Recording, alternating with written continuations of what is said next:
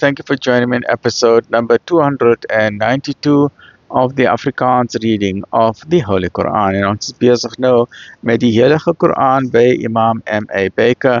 A'udhu billahi minash shaitani rajim. Bismillahir Rahmanir Rahim. In the name of Allah, most gracious, most merciful. In die naam van Allah, die barmhartige, die genadige.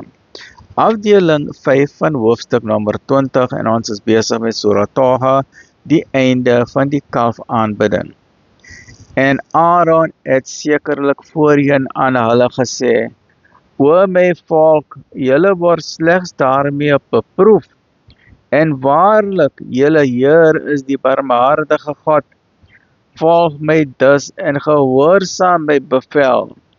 Maar hulle antwoord was, ons sal waarlik nie ophou om die kalf te aanbid, voordat Moses nie eers na ons teruggekeer het nie.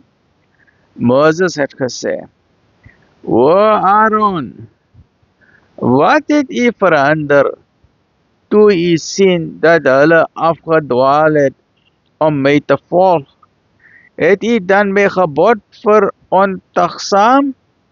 Hy het geantwoord, O seun van my moeder, gryp my nie aan my baard, en ook nie aan my hoof nie.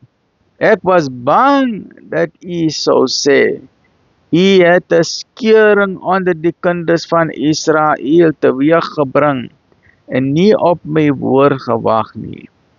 Moses het gesê, wat was u bedoeling, o Samiri?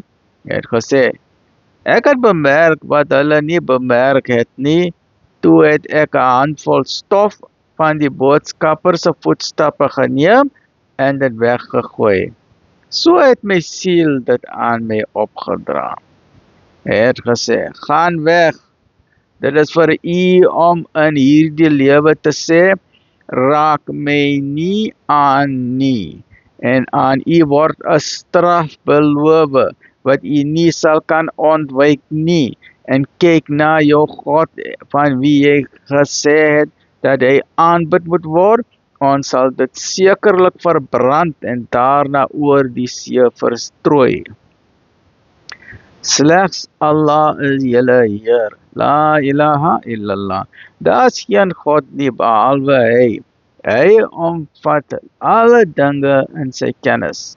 So vertel ons aan u die nuus van wat voorheen gebeur het, en ons het inderdaad vir u 'n vermanning van onsself gegee.